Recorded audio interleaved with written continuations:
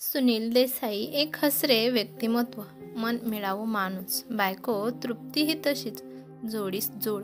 उणीव एकच, नोकरी नाही मिळाली तरी टिकली नाही. पण एक वैशिष्ट्य काय, वरदानच म्हणा ना. हाताला चव अशी की साक्षात अन्नपूर्णा. प्रसन्न, चव, अंदाज यांचं बेजोड गणित. नवे नवे पदार्थ करून खाऊ घालायचा छंदच जणू. आमटी फोडणीला घातली तर पातेलं भर भात संपलाच पाहिजे, याचा हाच गुण. जिवलग मित्रांना हेरला. अरे सोड त्या नोकरीचा नाद आणि जेवणाच्या ऑर्डर्स घे. पैंज लाव, लाखात खेळशील. कुठे रे आपलं छोटंसं गाव, कोण देणार मला ऑर्डर. अरे माणसं बदलली आता, सगळं रेडीमेड लागतं. चल सुरुवात माझ्यापासून. येत्या पौर्णिमेला सत्यनारायण घालतोय. जवळची 20-25 माणसं आहेत. स्वयंपाकाचं तू बघ. सुनीलने तृप्तीकडे पाहिलं. तिच्या डोळ्यात आशा दिसली. सत्यनारायण सागर संगीत झालं. स्वयंपाकाची वाहवा झाली. एवढ्यात कोणी बडी आसामी वाट काढत येताना दिसले. सुनीलला स्वतःची ओळख करून देत म्हणाले, नमस्कार, मी शरद पाटील. शहरात छोटासा उद्योग आहे माझा. तुमच्या हाताला काय चव आहे हो. एकदम आईची आठवण झाली. मनापासून बोलत होते हे जाणवत होतं. सुनीलच्या चेहऱ्यावर स्मित झळकले. पुढच्या आठवड्यात लग्नाचा वाढदिवस आहे बघा. 50 माणूस बोलावलेत, पण जेवणाची ऑर्डर तुम्हीच घेतली पाहिजे. अहो पण माझा हा पहिलाच अनुभव. शिवाय साहित्य, माणसं काहीच नाही माझ्याकडे. त्याची चिंता तुम्ही करू नका. तुम्ही फक्त काय किती घालायचं तेवढं बघा. आत्ता नाही म्हणायचं प्रश्नच नव्हता. श्री गणेशा जोरदार झाला. इथंही ओळख निर्माण झाली. नव्या ऑर्डर्स मिळाल्या. साखळी सुरू झाली. आजूबाजूच्या गावातही काय प्रसंग असला की तुम्हीच पाहिजे हा आग्रह जोर धरू लागला. नव्याने गावं शहरं जोडणाऱ्या रस्त्यांनी मदतच केली होती. मग दोघांनीही ठरवलं आत्ता वाढवायचं. माणसं मदतीला घ्यायची. गावातल्या लोकांचं सामील करून घ्यायचं. कष्टाळू कामसू माणसं हेरली. नवा टेम्पो घेतला. रेहान चाच्याचा फिरोज ड्रायव्हर म्हणून नेमला. साळुंके गुरुजींचा मुलगा आता आवडीनं पौराहित्य शिकला. सईचं पार्लर नववधूला सजवू लागलं.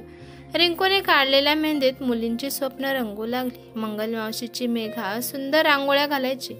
तिलाही सामील करून घेतलं. लकीच्या सनई चौघड्यावर अख्खे वरात डोलू लागलं. गावदेवीच्या जत्रेतच बरकत पाहणारे अण्णा फुलवाले आता लग्नाचे डेकोरेशन करू लागले. किराणा हवा तर लखनभाई चाचाच. सगळी टीमच मरगळ झटकून कामी लागली. थोड्याफार कुरबुरी झाल्या तरी फायद्याचा विचार करून समेट घडवू लागले. थोडीशी इव्हेंट मॅनेजमेंट कंपनी तयार झाली. सुनील आणि तृप्ती देसाई आता सर्वांचे मामा मामी झाले. नाव काय द्यायचं. पण आता या कंपनीला तृप्तीने हसत विचारलं, घरचं कार्य असं नाव देऊ या. आपण म्हणतो ना, ठरवताना व्यवहार, करताना घरचं कार्य. सर्वांनाच आवडलं नाव. गाडी आता फक्त रुळावरच आली नव्हती तर वेगही पकडला होता. खंत एकच होती. 8 वर्ष झाली पण घरच्या डोहाळे जेवणाचा योग अजून आला नव्हता. जोडलेल्या पुण्याईने म्हणा की सर्वांच्या प्रार्थनेने म्हणा, तृप्ती सुनील देसाईंना तेही भाग्य मिळाले. कन्या लक्ष्मी आली. नाव ठेवलं काव्या. सर्वांची लाडकी हुशार काव्या पाहता पाहता मोठी झाली. 10वी-12वीला चांगले मार्क घेऊन उत्तीर्ण झाली. IIT मध्ये पोचली सुद्धा. सहज मूठ उघडावी आणि तळ हातावर फुलपाखरू बसावं तशी शिक्षण संपताच नोकरीही मिळाली. आई वडील लाडक्या लेकीच्या लग्नाचे स्वप्न बघू लागले होते. आई बाबा, माझ्या लग्नाचं इतक्यात बघू नका. जर्मनीची ऑफर आली आहे मला. आपल्या घरचं कार्यासाठी तिथल्या ऑर्डर्स आणते की नाही बघा. आनंद मानात मावेना असं झालं सगळ्यांचंच. छोट्याशा गावातलं घरचं कार्य आता परदेशाकडे पोहोचणार होतं. पण उंच जाताना झोक्याची कडी खळकन तुटावी असं दणकन खाली आपटावे तसंच झालं. काव्या आज मुंबईच्या ऑफिसमधली कामे उरकून जर्मनीकडे रवाना होणार होती. खरं तर तिला सोडायला जायची दोघांचीही भरून इच्छा होती. पण तारखा आधीपासून घेतलेल्या होत्या. दिलेला शब्द आणि वेळ पाळणं, उत्तम गुणवत्ता आणि सचोटी हाच तर घरचं कार्याचा पाया होता. त्याप्रमाणे घरचं कार्याचा परिवार कामात गुंतलेला होता. तृप्ती कानात प्राण आणून काव्याच्या फोनची वाट बघत होती. विमानतळावर पोहोचली की ती फोन करणार होती. एवढ्यात फोन वाजला आणि अधीरतेने एका रिंगमध्येच तिने उचलला. अगं काव्या, काय हे? कधीची वाट पाहते मी तुझ्या फोनची. पण समोर जे काही कळलं ते ऐकल्यावर असं वाटलं 1000 भुंगे एकाच वेळी कानाला चावतायत. जे काही ऐकलं ते मेंदूत शिरलंच नाही, मनाने स्वीकारलंच नाही. बोहळ येऊन खाली पडतानाच समोरच्या रुबिना भाभीने धावत येऊन धरले. काहीतरी भयंकर घडले हे कळायला वेळ लागला नाही.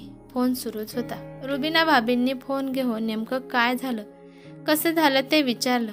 काव्याचा अपघात होऊन जागीच सगळं संपलं होतं. अविश्वसनीय वाटावी अशी खरी घटना घडली होती. सर्वांच्या सुखदुःखात धावणाऱ्या तृप्ती सुनीलसाठी गाव धावून आलं.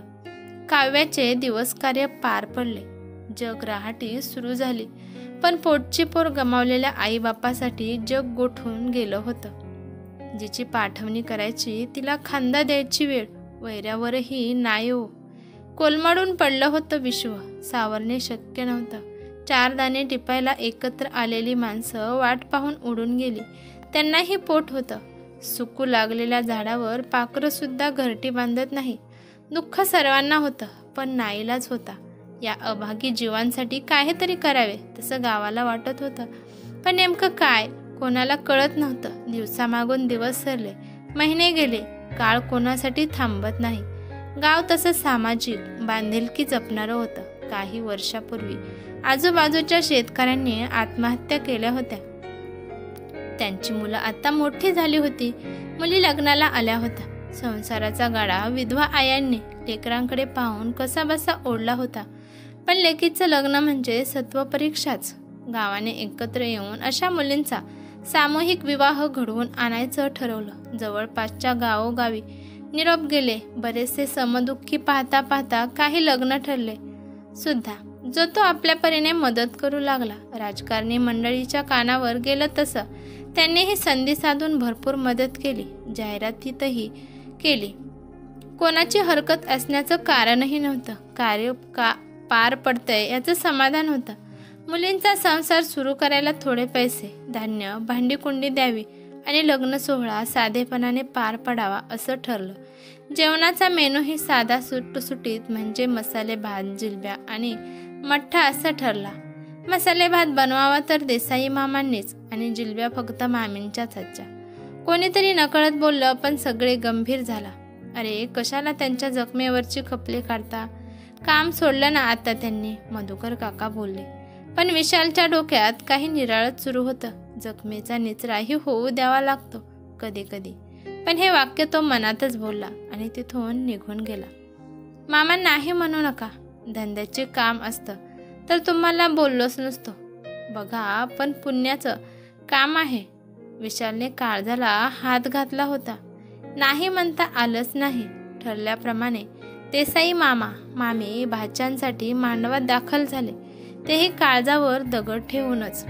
नववधूच्या वेशात अनेक मुली उभ्या होत्या.